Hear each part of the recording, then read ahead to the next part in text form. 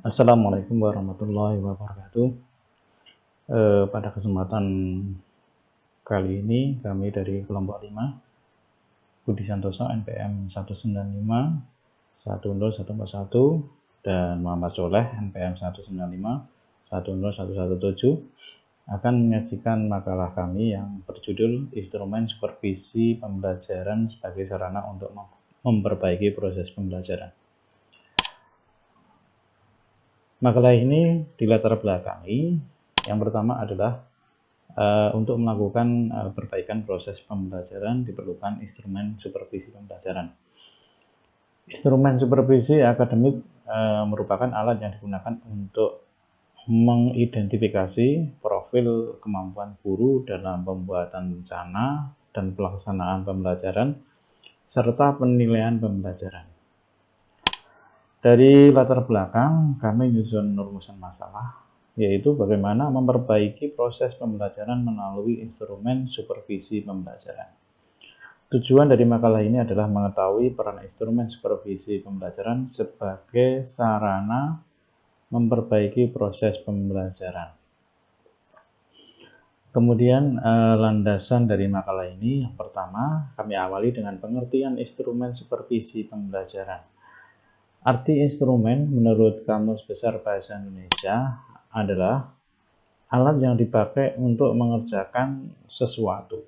Yang kedua, sarana penelitian berupa perangkat tes, angket, dan sebagainya untuk mengumpulkan data. Kemudian menurut Hari Kunto, instrumen adalah alat yang berfungsi untuk memudahkan pelaksanaan sesuatu. Artinya digunakan untuk pengumpulan data, untuk melaksanakan tugas pengumpulan data.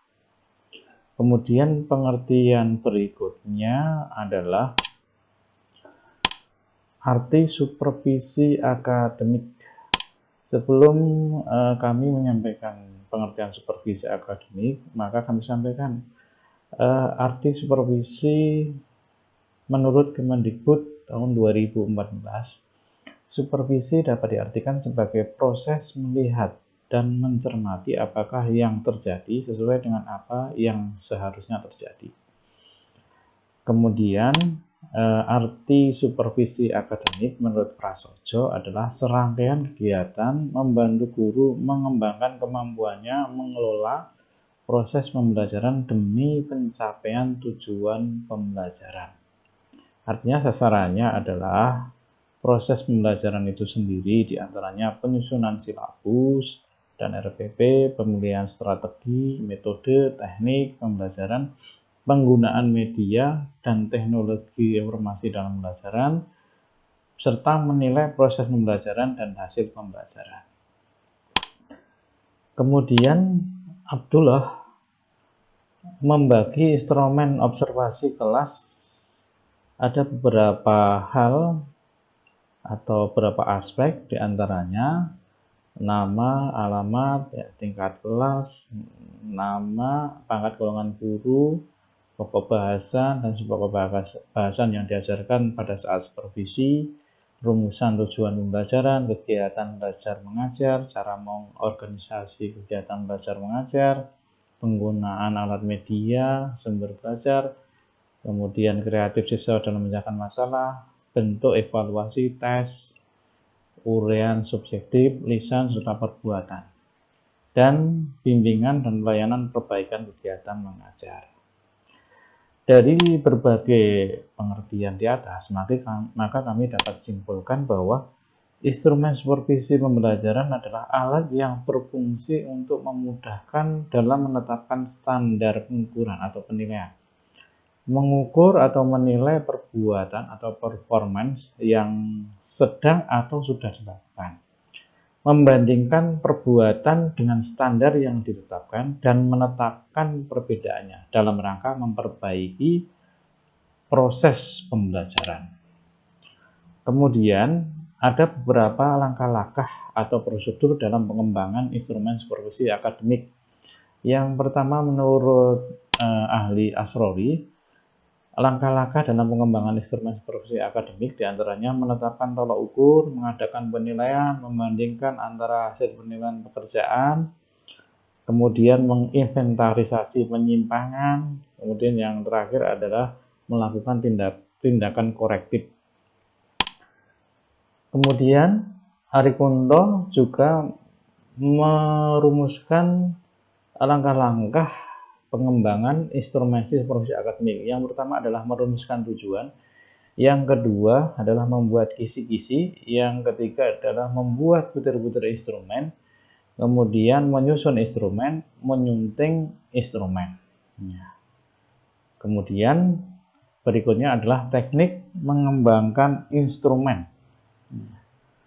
Di dalam buku Kemendikbud ada dua teknik dalam rangka mengembangkan instrumen. Yang pertama adalah mengembangkan sendiri, yang kedua adaptasi menyadur. Yang pertama adalah mengembangkan sendiri.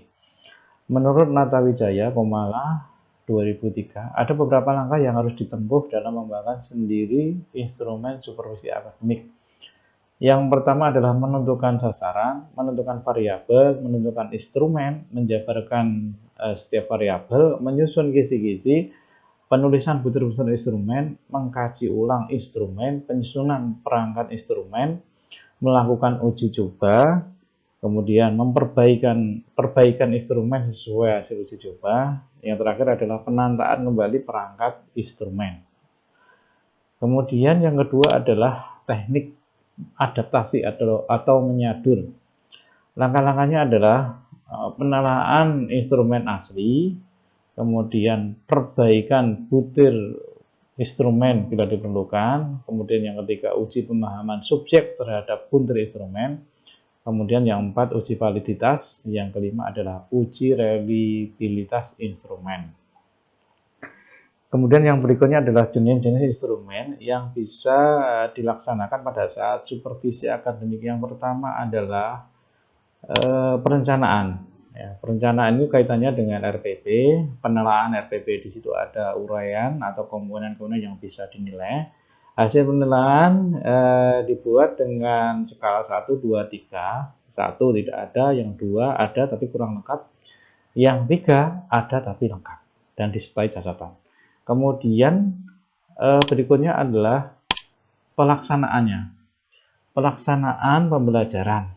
Ini ada beberapa contoh tabel instrumen. Yang pertama adalah instrumen persiapan pembelajaran.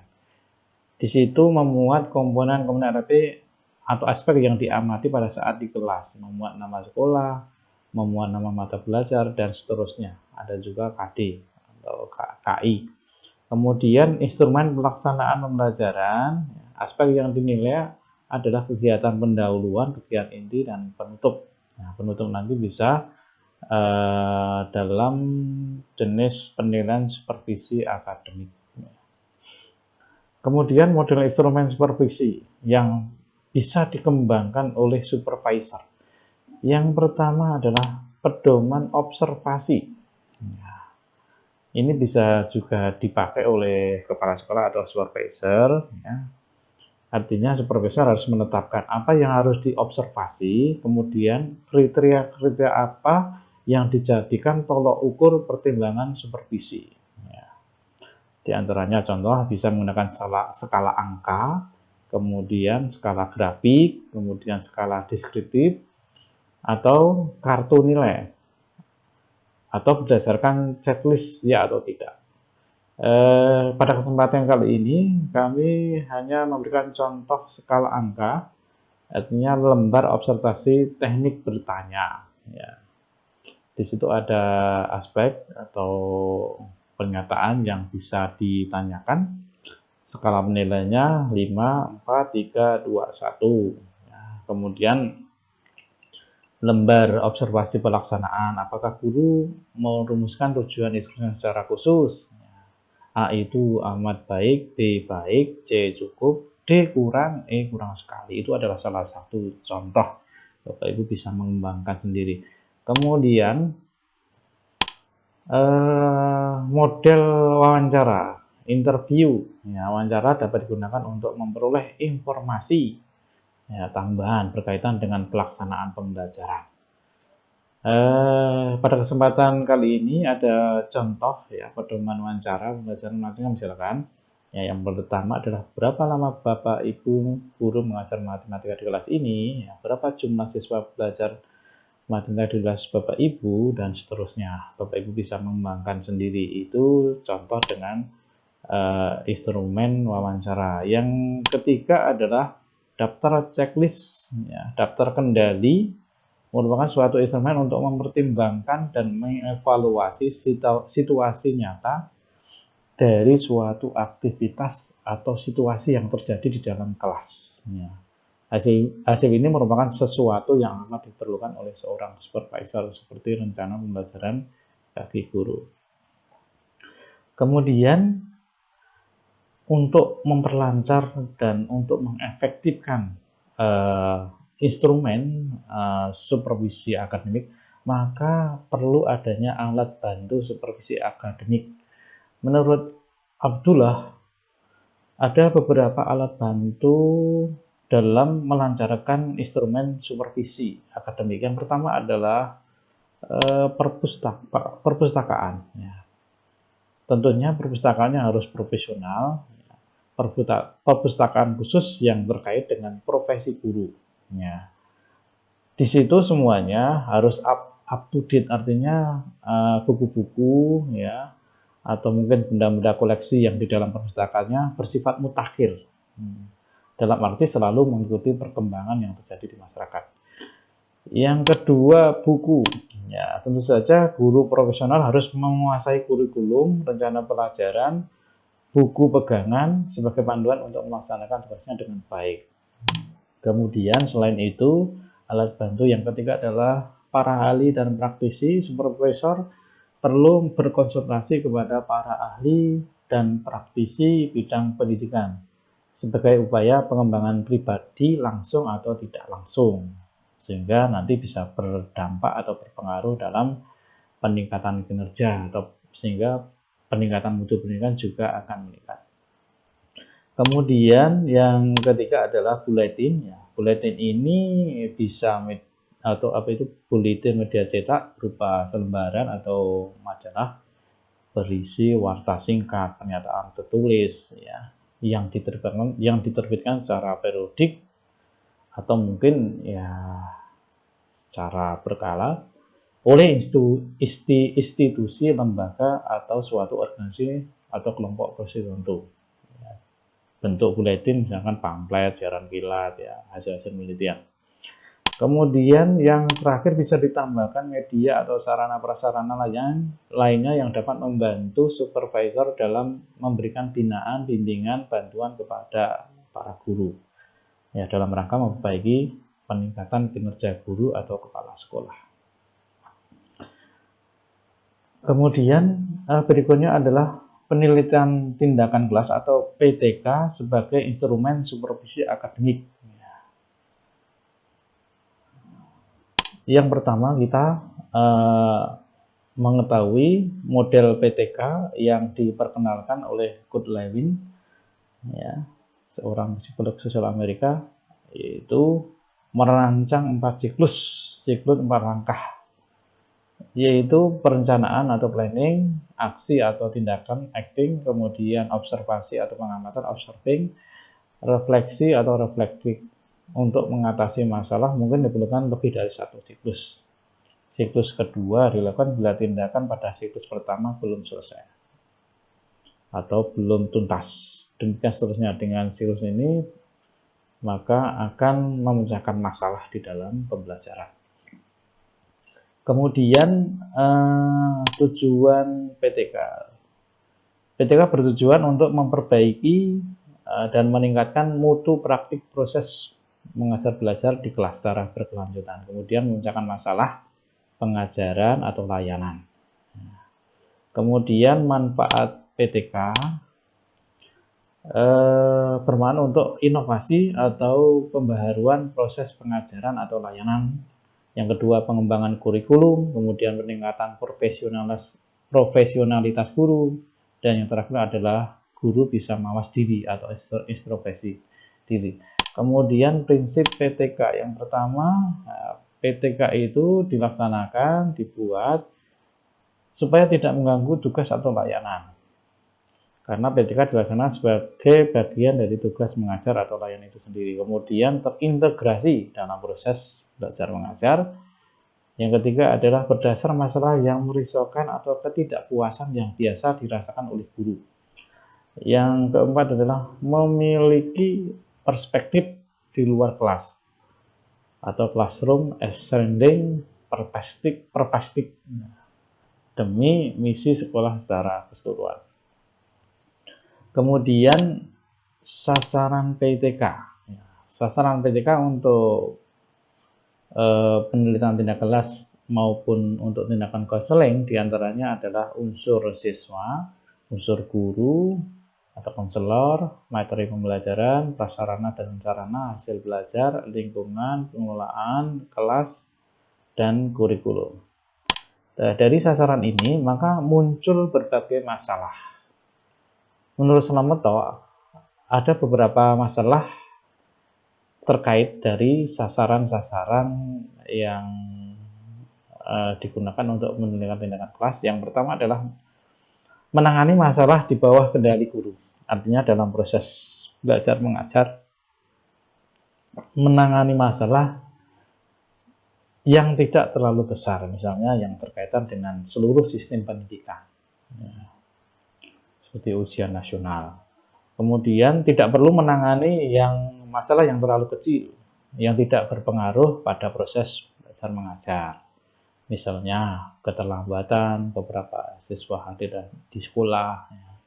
Kemudian yang ketiga adalah menangani masalah yang cukup penting, misalnya ya, kemampuan membaca cepat, kesulitan belajar, strategi belajar, dan lain-lain. Selanjutnya adalah masalah yang menarik minat, sehingga meneliti bersemangat untuk melakukan penelitian. Yang terakhir adalah masalah PTK itu harus real dan problematik, mendesak untuk dipecahkan.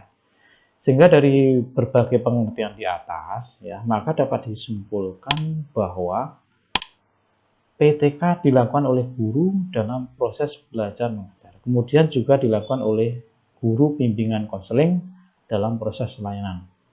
Oleh kepala sekolah dalam pembinaan sebagai manajerial.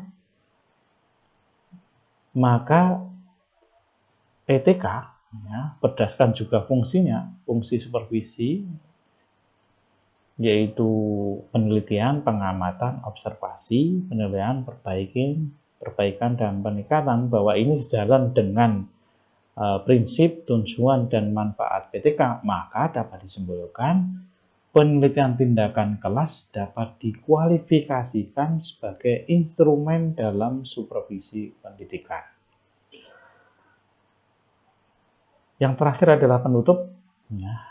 Kesimpulan, ya, instrumen supervisi pembelajaran adalah alat yang berfungsi untuk memudahkan dalam menetapkan standar pengukuran penilaian, mengukur atau menilai perbuatan, performance yang sedang atau sudah dilakukan, membandingkan perbuatan dengan standar yang ditetapkan, dan menetapkan perbedaannya dalam rangka memperbaiki dalam proses pembelajaran. Alat bantu supervisi adalah alat yang digunakan untuk melancarkan supervisi akademik. Di antaranya adalah bisa berupa material maupun personal. Alat bantu material antara lain mencakupi pustaka, kurikulum, buletin, sedang yang berupa personal bisa jadi ahli, praktisi, narasumber, ya, sumber daya insani, penasihat ahli, ataupun media pembelajaran yang lainnya. Yang ketiga, fungsi supervisi yang mencakupi penelitian, pengamatan, observasi, penilaian, perbaikan, dan peningkatan. Ini sejalan dengan pengertian dari penelitian tindakan kelas, maka dapat disimpulkan bahwa penelitian tindakan kelas dapat dikatakan atau digunakan sebagai instrumen supervisi akademik. Demikian tadi paparan kami dari kelompok 5. Pada kesempatan kali ini kami menyajikan instrumen supervisi akademik atau pembelajaran. Kurang lebihnya mohon maaf. Ya, demikian paparan kami. Assalamualaikum warahmatullahi wabarakatuh.